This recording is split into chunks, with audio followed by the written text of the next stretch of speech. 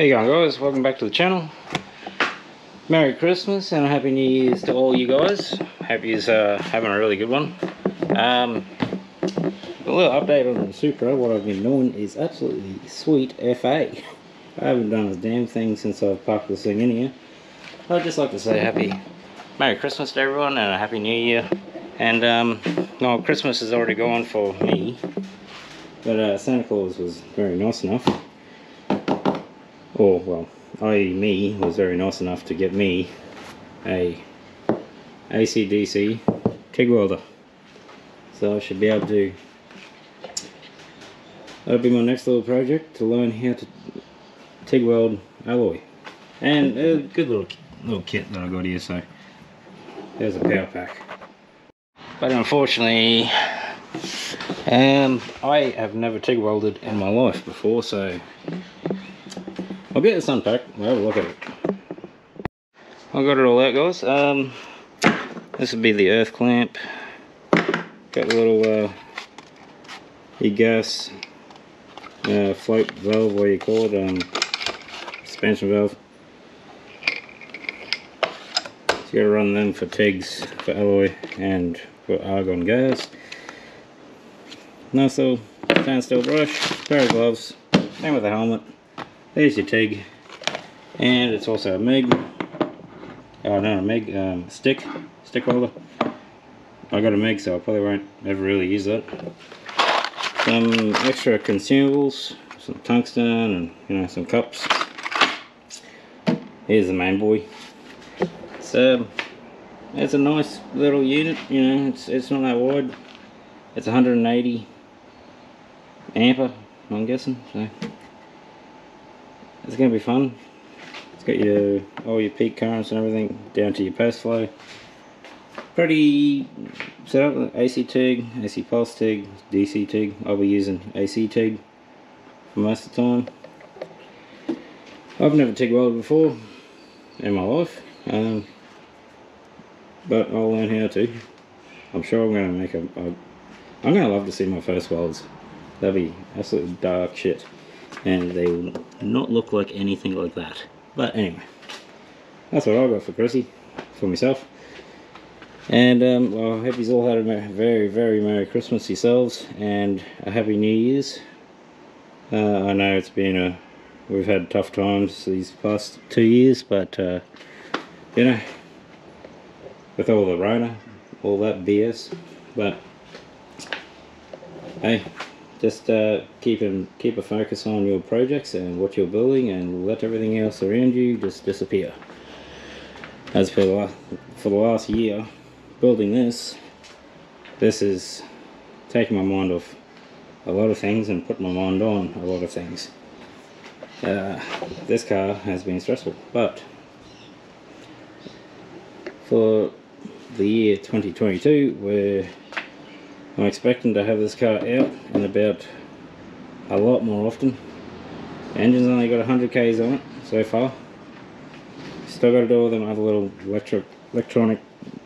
electrical issues, little gremlins we got, oil pressure and all that through the dash, and yeah, a couple of other wiring things, gremlins, but we'll get that sorted. We'll get this thing run in, we'll get it on the dyno, we'll get this tuned up. 1000 horsepower, 1100 horsepower. That's as far as I want to take it. Yeah, it's a street car / drag car. 1100 horsepower, that's all you need. I'm not competing to be the fastest in the world. Not like Joel Grannis and all them guys, they're absolutely crazy. There's my baby.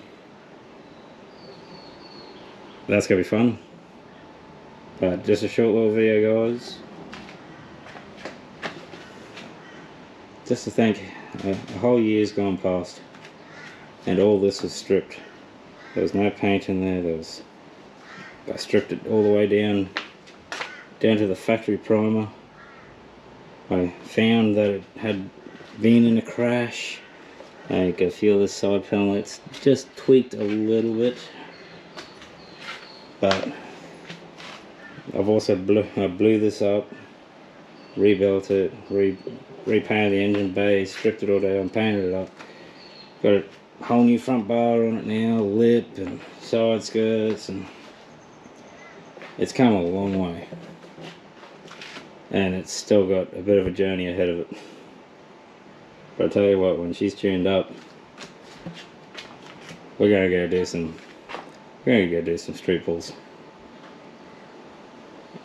We'll see how these really cheap Nankang tyres will handle all this power.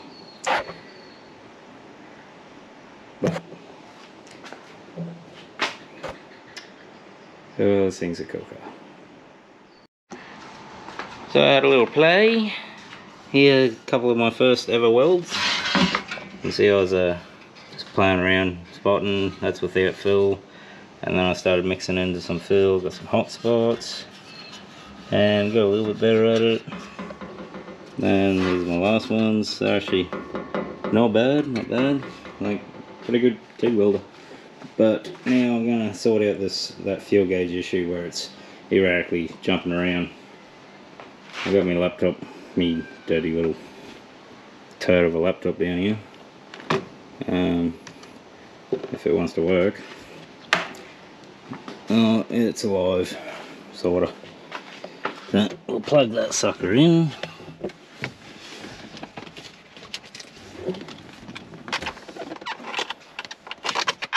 So guys, I think we get to do all this crap with one hand. So, go turn the car on. Their little keys.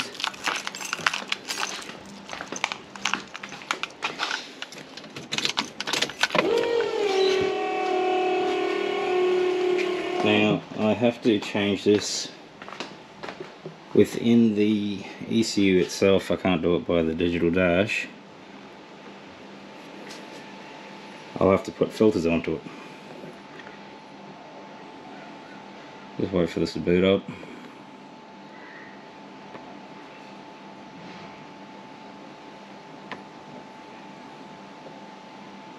Right, now just go up to adjust, down to sensor setup, input sensors.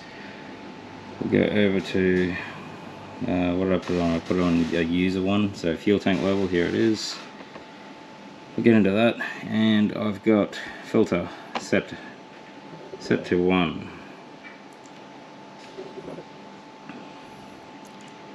Which I'll bring that up to 3.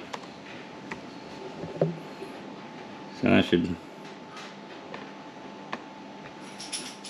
that'll send it to the ECU and restart. Okay. Now I won't really tell until I'm driving this car again next, but that should at least stop my fuel tank from bouncing around. You can see it's actually still bouncing around just a little bit, so we'll take it up to 5. Let's go 82.3. Rock the car a little. Yeah, see, it's still bouncing around, so we'll take it up to 5, 10. We'll just keep going until we stop it flickering so much. Sensor setup, input setups, user. Take it to 8.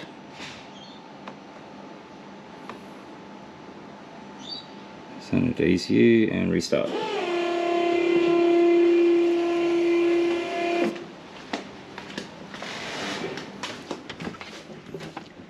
Look at that.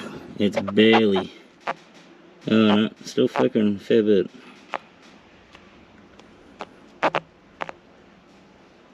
Yeah. Oh, put it up to 10 and I'll leave it there for now and adjust that a little bit later. We'll see. We'll see when we actually get on the road, see what it's actually doing. So we'll just go 10, bugger it.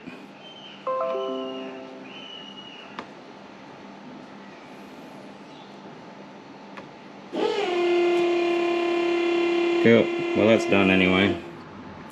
Now I had the oil pressure on the digital dash was like 10 psi, if you remember that, but in the computer here on the ECU it was like 80. So I'm thinking that the digital dash is actually reading a different sensor, not the actual proper oil pressure sensor I have in this car.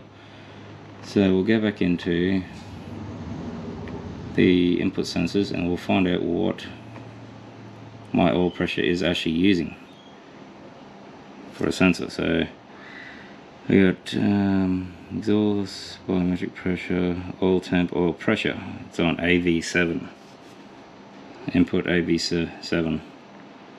So that's easy done. File, close and save. Cool. Now we got to go into the digital dash. Just close this down. It'll probably try to restart itself because it's a piece of crap. So what we got to do here, I got to find the right input source on the digital dash itself. Now I've got really any little cheap mouse. Let's have a look. Well, for a start, there's my oil pressure. So I'll click on that. Click on it again. Actually, I don't need any of them. To get rid of this gauge. So change gauge.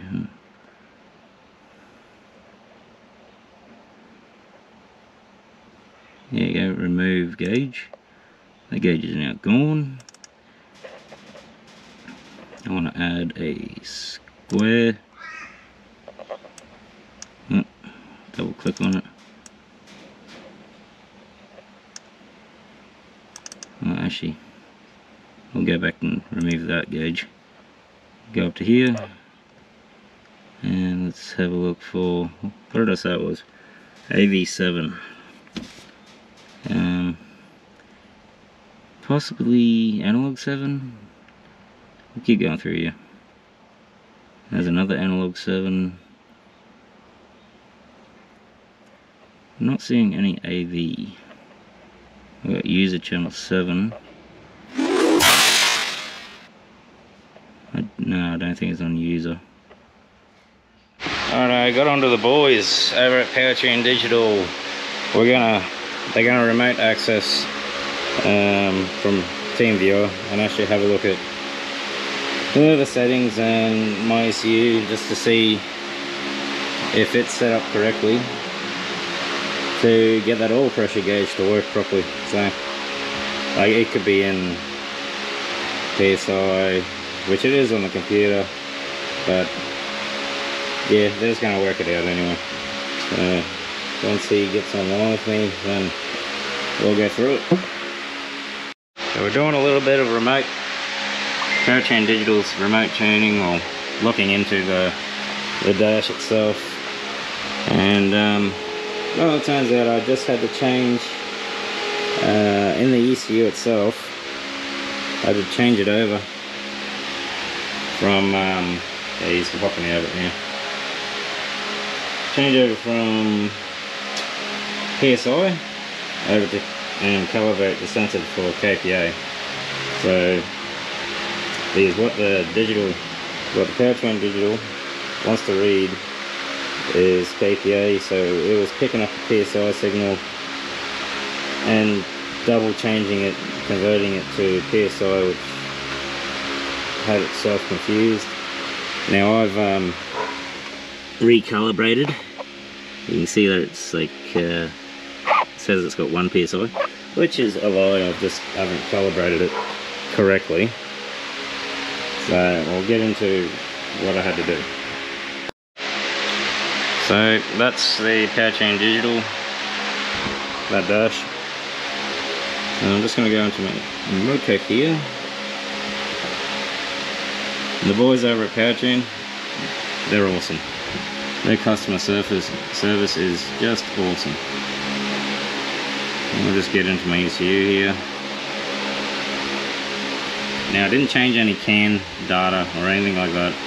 Simply went up to, let's see, adjust, sensor setup, input sensors, and I simply found, where is it, my oil pressure. See how it says KPI, KPA, 1 decimal. That's all I did. So went up here, I went from PSI to KPI, KPA, 1 decimal. Clicked on that, went to table, and these are the settings that I put in. So 0.500 volt is 0 PSI, and 4.500 is 1034.0. So I'm a little bit off, but you can see it's linear. Converting PSI to KPA, you know, hit and miss. So yeah, simply went okay, and then I'll get back to the chain. Yeah, and simply she works now.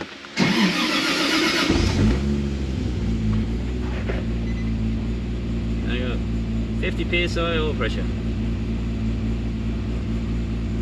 800. And we'll go up into here. We'll see our oil pressure is at 360 odd. If you can see that. Down there.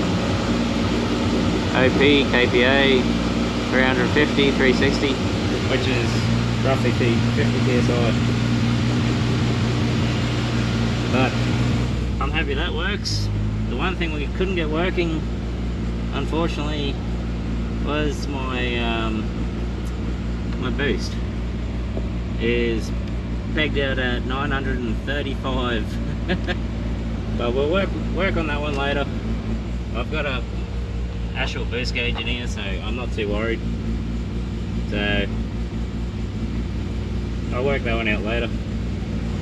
But anyway, I hope everyone had a very good Christmas and Happy New Year. I'm a little bit late on this video, but see you in the next one. Bye guys.